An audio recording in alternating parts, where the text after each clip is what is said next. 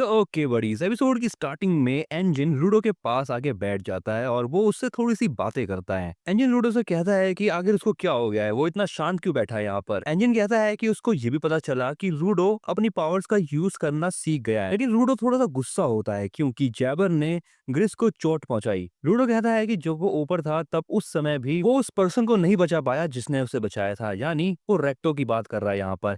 And same वो यहाँ पर भी आज किसी को नहीं बचा पाया। लूडो कहता है कि उसको लग रहा था कि वो आगे बढ़ चुका है, लेकिन ये सेम चीज उसके साथ दोबारा हो गई। ये बात सुनकर एंजिन लूडो से कहता है कि ग्रिस ने ये सब कुछ अपने टीममेट के लिए किया बस, और ग्रिस ने रूडो को इसलिए नहीं बचाया क्योंकि वो एक स्फेराइट है।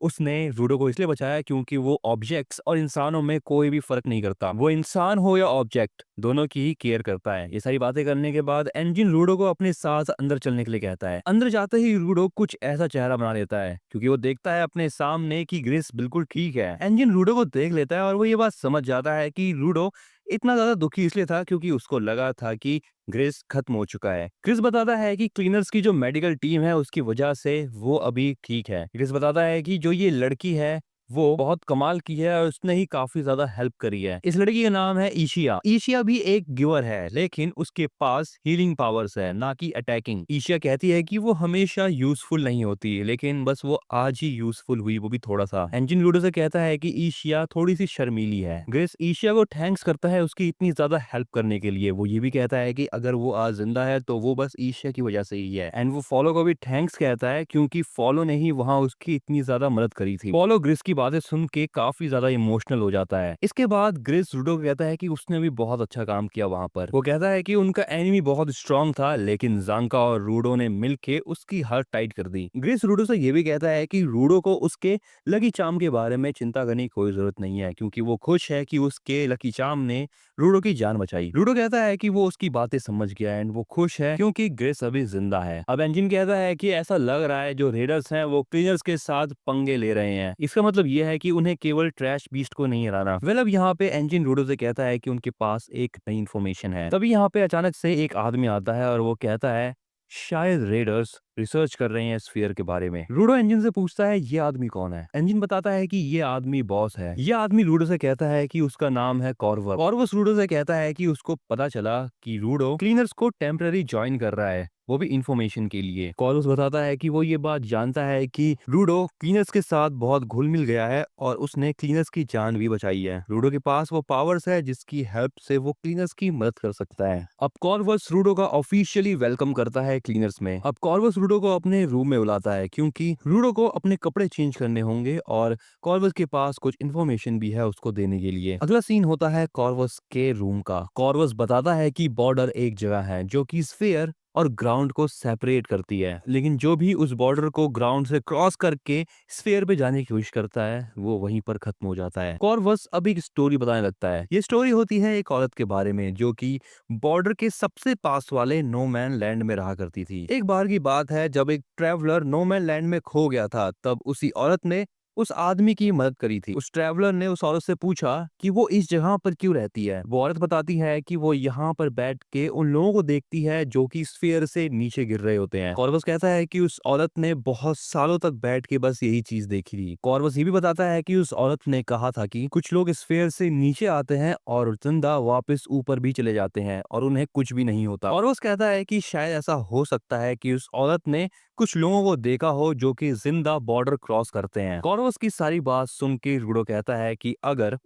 उन लोगों के बारे में पता लगा लिया जो कि यहाँ से ऊपर गए हैं, तब उसको भी ये बात पता चल जाएगी कि वो ऊपर कैसे जा सकता है। अब कॉर्वस रूडो से पूछता है कि क्या वो यहाँ पे रहेगा या फिर ऊपर जाएगा। रूडो कहता है कि मैं ऊपर जाके रहूंगा। तभी यहाँ पे रूम में एंजिन आ जाता है। एंजिन यहाँ पे फर्स्ट टाइम रूडो को देखता है क्लीनर्स के यूनिफॉर्म में। एंजिन रूडो से कहता है कि ये यूनिफॉर्म उस पर काफी अच्छी लग रही है। अगले सीन में रूडो उसी लेडी से मिलने के लिए नोमैन लैंड में जा रहा होता है, लेकिन फॉलो उसको रोकते हुए कहता है कि वो आज कहीं नहीं जा सकता। रूडो फॉलो से कहता है कि उसे उस औरत से बात करनी ही होगी जिससे कि उसे पता चले कि वो इस स्फीयर पे कैसे जा सकता है। तभी यहाँ पे एंजिन आता है और वो रूडो को शांत रहने के लिए कहता है। एंजिन रूडो को समझाते हुए कहता है कि वो बिना किसी इन्फॉर्मेशन के नो मैन लैंड में जा रहा है और उसको पता भी नहीं है हैं कि उसको वहाँ पे जाके करना क्या है। एंजिन ये भी कहता है कि ये बात अच्छी है कि रूडो अपनी पावर्स का यूज कर पा रहा है, लेकिन उसको अभी भी अपने वीक पॉइंट्स और पावर लिमिट के बारे में नहीं पता है। रूडो एंजिन से कहता है कि क्या वो उसके साथ आएगा। एंजिन कहता है कि हाँ, वो बिल्कुल जाएगा, क्योंकि वो अकेले तो बिल्कुल नहीं भेज सकता रूडो को वहाँ पर। अकेले जाना नो मैन लैंड में पागलपंती ही होगी। एंजिन बताता है कि क्लीनर्स का काम है ट्रैश बीस्ट के बारे में इंफॉर्मेशन जमा करना और उनको हराना। वेल, ये हो सकता है कि उनको वहाँ पर रेडर्स भी मिल जाए। अब रूडो एंजिन से पूछता है कि वो जो रेडर्स हैं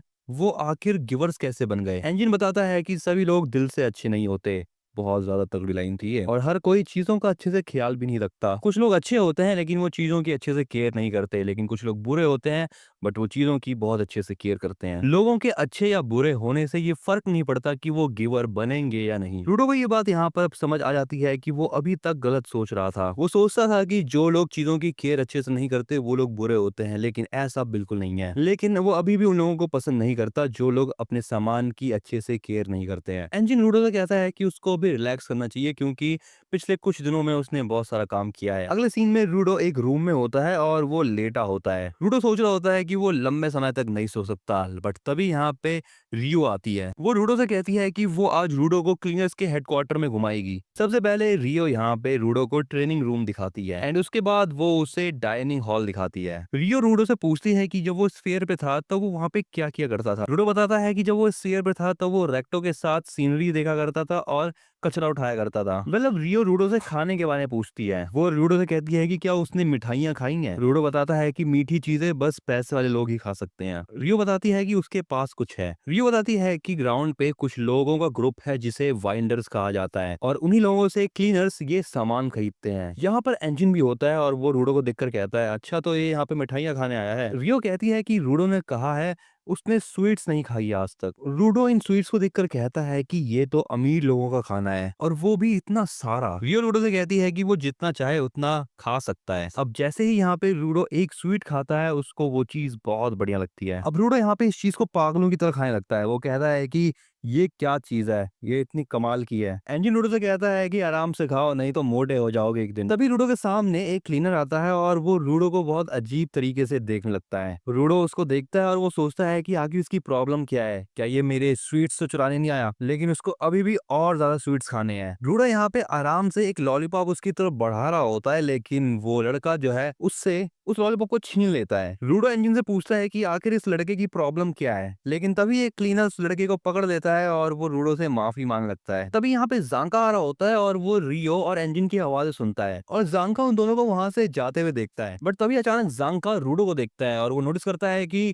वो बहुत ज्यादा मोटा हो चुका है। फिर इसके बाद अगला सीन होता है इंजन, जांका और रियो का। रूडो यहाँ पे होता है और अपने पावर्स का यूज करने की कोशिश कर रहा होता है।